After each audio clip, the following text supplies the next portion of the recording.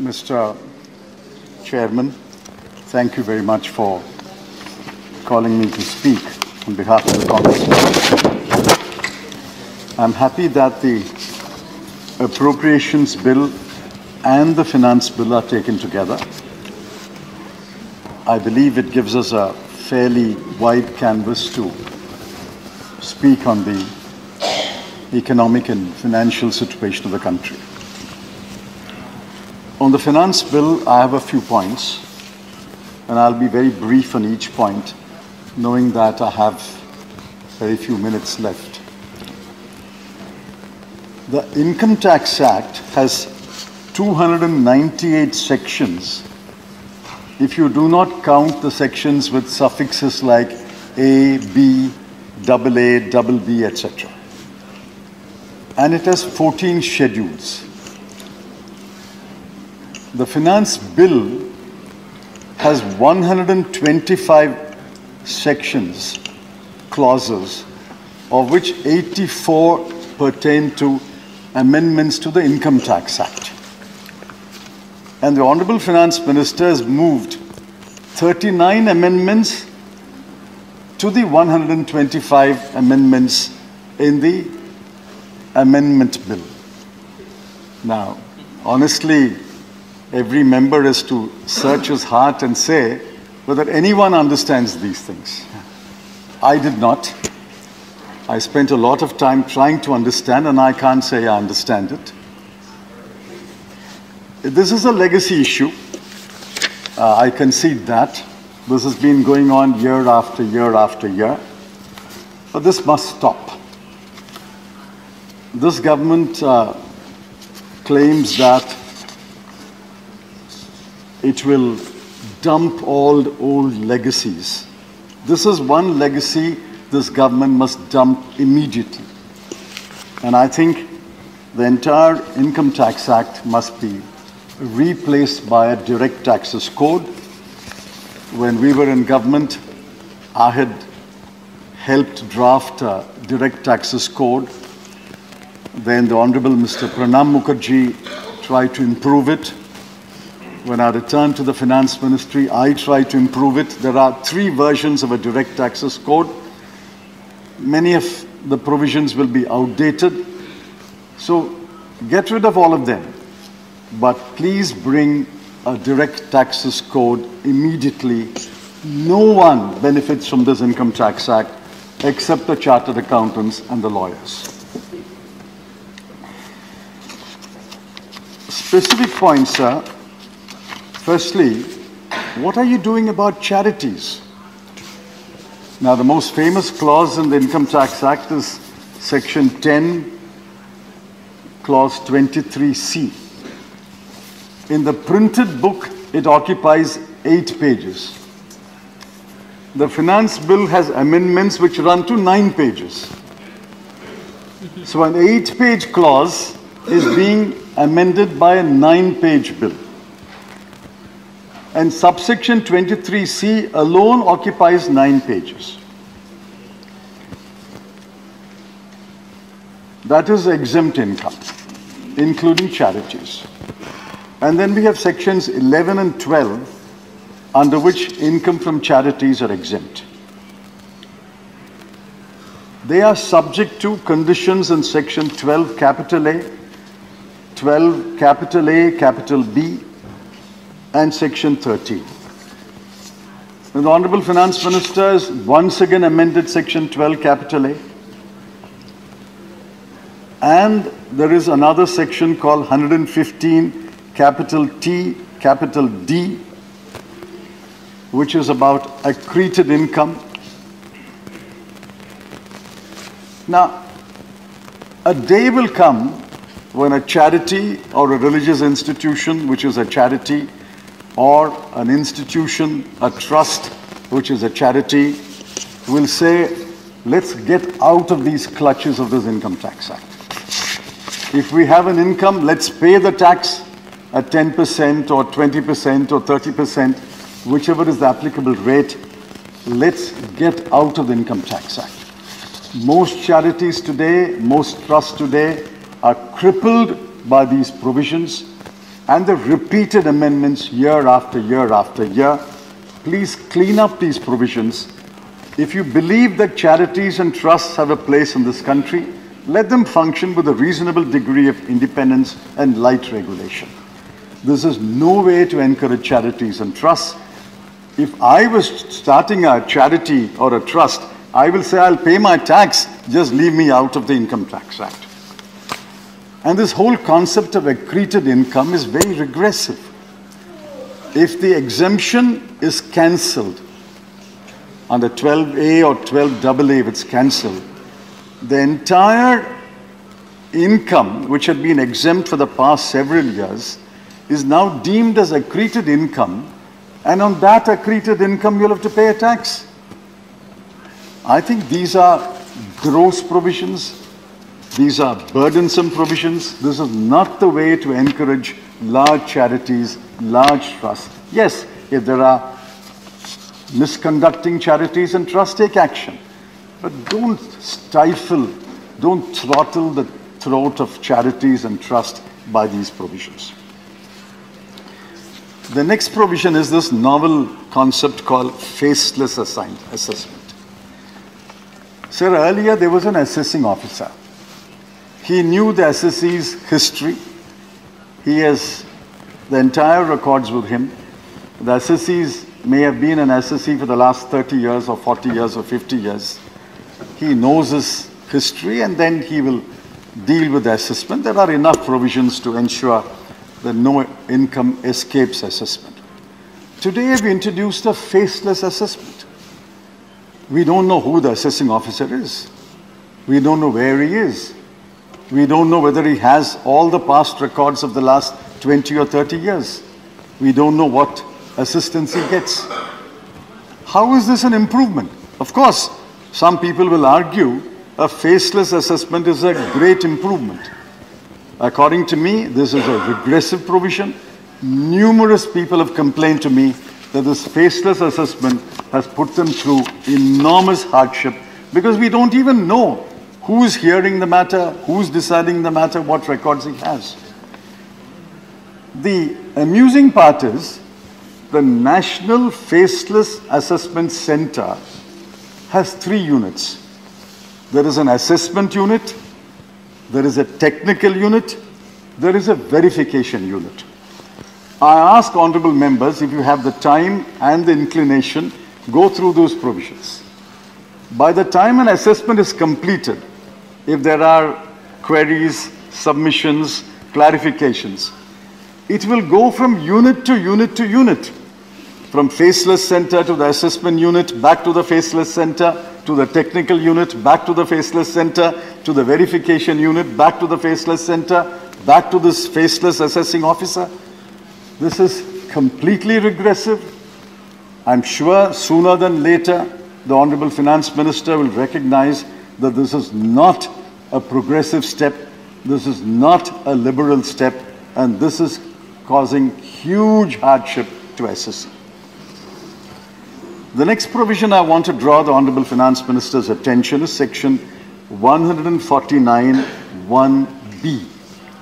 And now this is the time for reopening assessments. Earlier, the time limit was 4 years, but the assessing officer had 6 years under certain circumstances. Now, last year, the finance bill reduced the second part to 3 years. 2 years and 3 years. You have to open it within 3 years, but you can open it beyond 3 years under certain circumstances. It was a great relief to a lot of people because past assessments will not be reopened beyond 3 years. But this year, somebody in the CBDT decided that we should tighten this. I don't know if it escaped the scrutiny of all the board members of the CBDT. Today you have said it will be opened beyond 3 years and reopened up to 10 years. If the income that has escaped assessment is in the form of an asset Or is it in the form of an expenditure related to an occasion? Or is it relatable to an entry in the books? Now I spent about 10 minutes trying to think of what else can they have. If income has escaped assessment, it should be either an asset or it should be an expenditure which has been incurred. You had an income, escaped income, and you spent it. Or it has to relate to an entry. What else can it there be? So in virtually every case, you will reopen it beyond 3 years, up to 10 years, if the assessing officer or now the National Faceless Assessment Center decides, in his case, we will reopen beyond 3 years. Now this amendment is regressive. This defeats the purpose for which you reduced the time limit to 3 years. Please reconsider this assessment.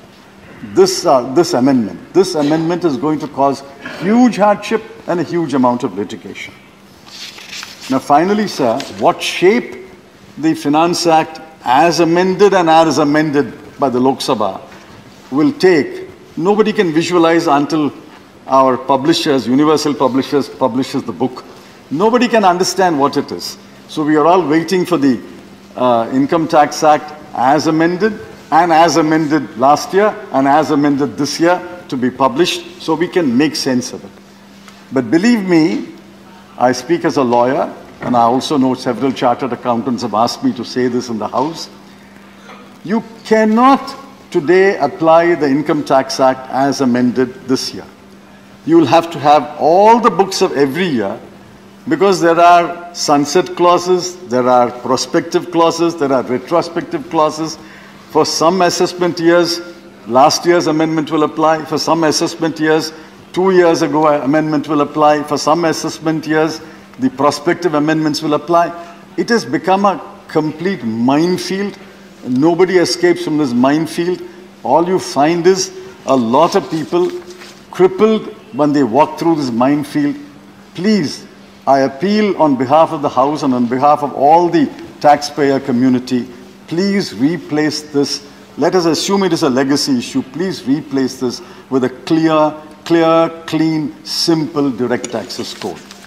I must compliment the Finance Minister for introducing 139 8 capital A, which is what is called an updated assessment within a period of 2 years, although it is severely restricted. You can update your assessment only if you offer to pay more tax. If you are asking for reduction of tax, you can't update your assessment. If you're asking for a refund, you can't update your assessment. Now, whoever thought of this, there was a simpler way. Why do you have to touch your nose by taking your hand through your around your neck? You can touch it straight. All that they have to do is say, put the number of times you can file a revised assessment, which is now any number of times, limited to say 2. And give a time limit, 12 months, 18 months. Any SSC can file a revised assessment only for a maximum of 2 times, twice, and within a period of 12 months or 18 months. That's a much simpler provision. On the one hand, you have a revised assessment provision in which you can offer to pay more tax, claim more refund, or reduce your tax. On the one hand, you have an updated assessment provision under which you can only offer more tax. Now, the proof of the pudding is the eating. Let us see how many people file an updated assessment and offer more tax. I think the simpler approach is to allow a revised assessment for a limited number of times for a limited period. So I'm done with the Finance Act. You can speak on it as many sections you can take and as many hours you can speak, but I don't intend to speak on that. And we'll see how it operates in assessment year 22-23 and what kind of amendments will be brought next year to correct what you found are anomalies in this year's amendment and last year's assessment. I want to go to the appropriations bill. Now, honorable member who spoke before me said that our direct tax revenues have increased. Now, these are the numbers I have.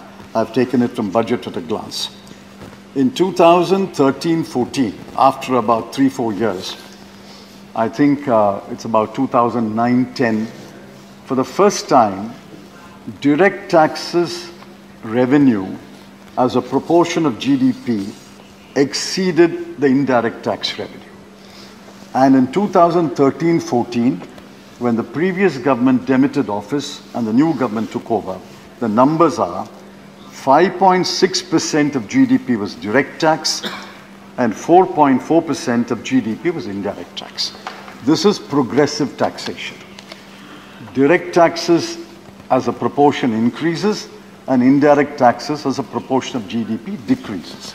This is the right direction. Now, this direction continued up to 2016-17. In 2016-17, sadly, indirect tax as a proportion of GDP crossed direct tax as a proportion of GDP. And I had cautioned it even then, this is a bad trend, reverse this. Indirect taxes as a proportion of GDP should not cross direct taxes as proportion of GDP. Actually, direct taxes must increase. Now, this year, 2021-22, according to a budget at glance, both have become equal, 5.4% and 5.4%. Next year, the finance minister expects that direct taxes will go up from 5.4 to 5.5, and indirect taxes as a proportion will come down from 5.4 to 5.2, which means we are reversing the bad trend that has been set in the last 5 or 6 years, which is good, and I hope the government achieves this. But, mark this, total of indirect taxes and direct taxes touched 11.2% in 2017-18. This year, it is 10.8%, and next year, it will come down to 10.7%. If your total taxes as a proportion of GDP falls by as much as 0.4% or 0.5%, there is something seriously wrong with your tax policies and tax administration. Taxes as a proportion of GDP are low in India, comparable to other developed countries and other emerging economies. We should increase our taxes as a proportion of GDP, but unfortunately, the trend is not very encouraging. I want to utter the word of caution again, that if your tax as a proportion of GDP does not grow, and if your direct taxes as a proportion of GDP does not grow, it means that people are accumulating income and wealth and not paying enough taxes, whereas the large mass of people who pay indirect taxes are bearing the bulk of the burden. The burden must be shared equitably. People must pay taxes, but the rich must pay more. The people who accumulate wealth must pay more. Last time I spoke on the budget, I did point out how the wealth of the top 1% has increased astronomically by 20 lakh crore in 1 year. So this is a bad trend. This is not a good trend and nothing to be proud about. Then I have another question. According to the budget at a glance, 2021-22, at current prices, the GDP will be 232 lakh crore. In 2022-23, it will be 258 lakh crore. And the budget at a glance correctly calculates nominal growth, underline nominal growth at 11.2%. Now, I want to ask the Honorable Finance Minister, does this estimate of 11.2% growth, which was made on the 1st of February 2022, have you had an opportunity to review it? There is now the Ukraine war. Supply chains have been choked. The shipping rates have gone up astronomically. There is a chip shortage. There is a shortage of containers. There is a shortage of credit. World trade will be affected. And in fact, the IMF has estimated that the GDP of every country will be down between 0.5% to 2%.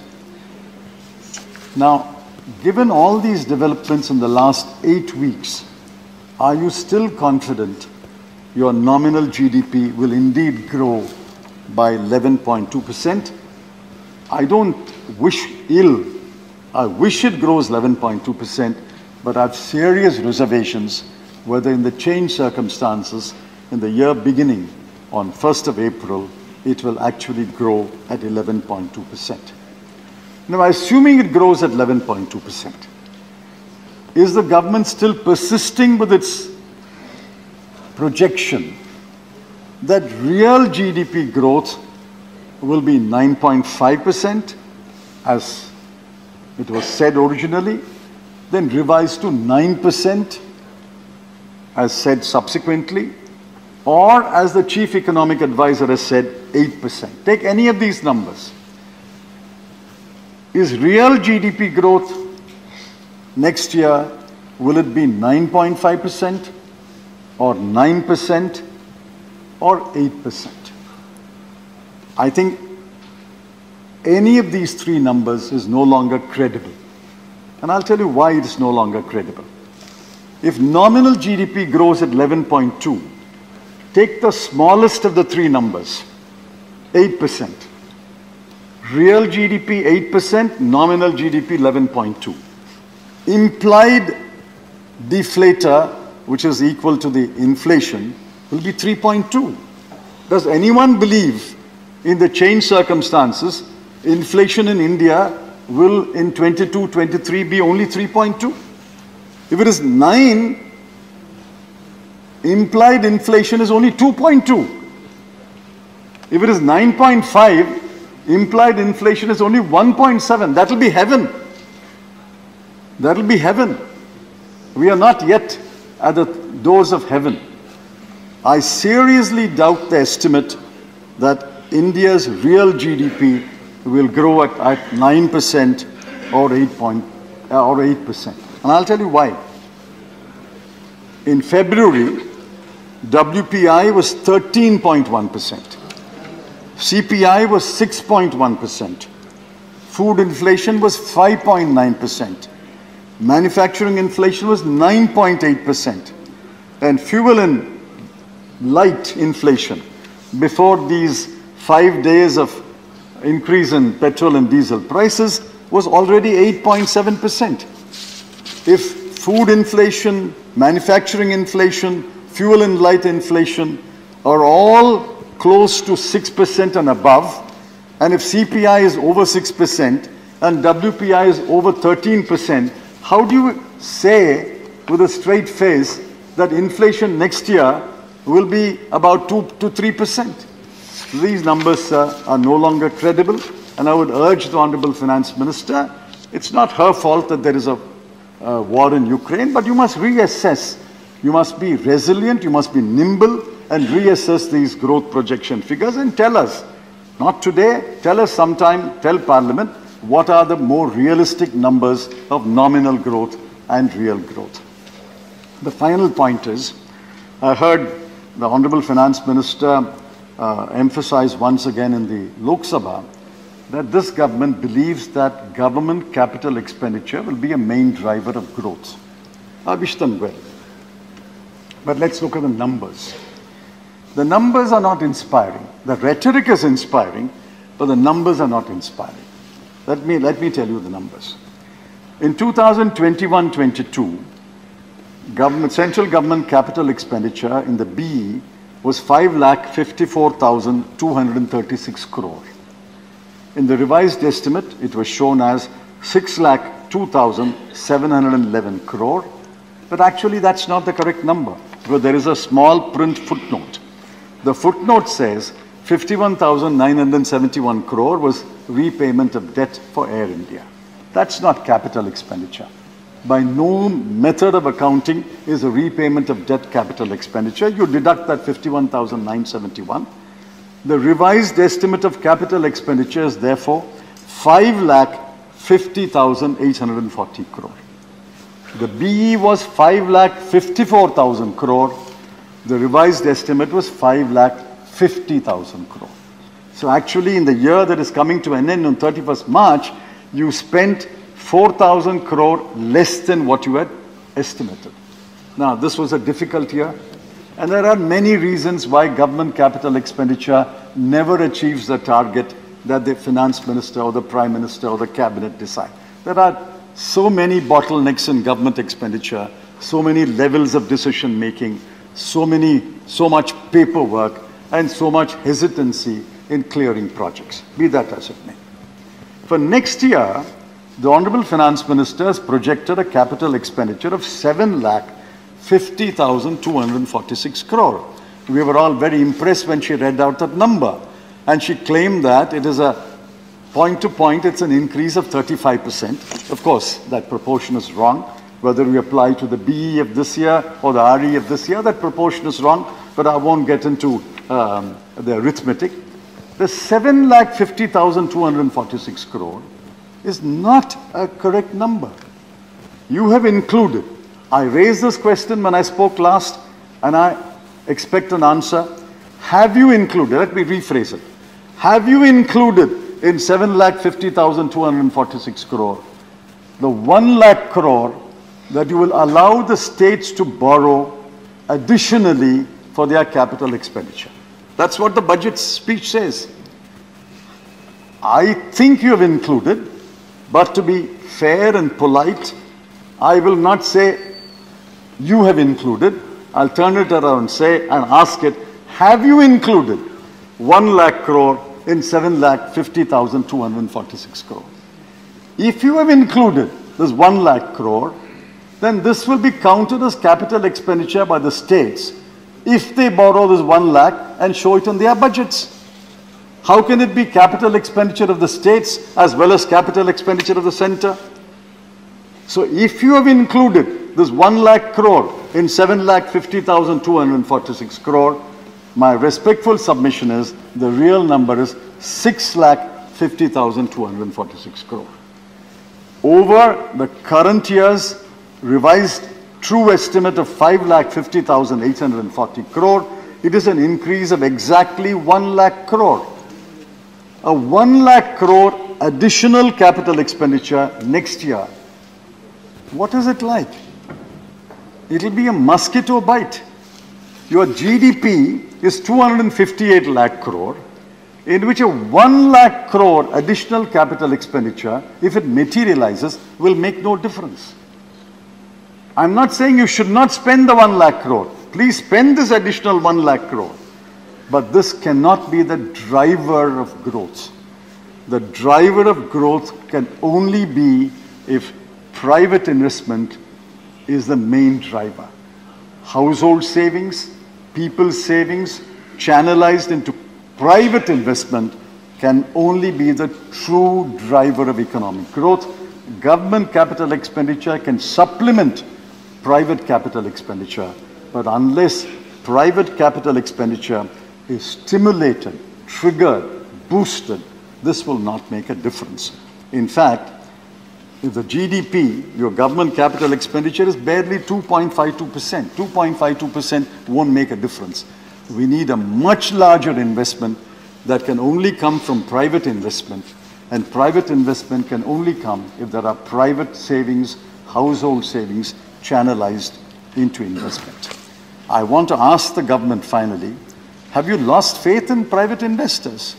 Or are private investors lost faith in investment in India? They are investing abroad. So somehow there is a lack of faith. Either private investors have lost faith in investing in India, or the government has lost faith in the private investor that they will invest in India. Please go into it. This will not give you the kind of growth we need. We need high growth. I'm cautioning the government once again, respectfully, you will not get 8%, you will not get 9%, you will not get 9.5%. The world is going through a churning. IMF has lowered everybody's growth rate by 0.5 to 2.5. I think we must settle for a lower growth, but we must achieve that lower growth. That lower growth can only be achieved if you encourage private savings, household savings, and find ways to channelize that into private investment. I'm afraid the year ahead is a difficult year. I wish the government well. I wish the Honorable Finance Minister well, but it is a difficult year, and it's better be forewarned that it will be a difficult year. It requires sound tax policies, sound financial management, and sound economic management. I wish the government well. Thank you.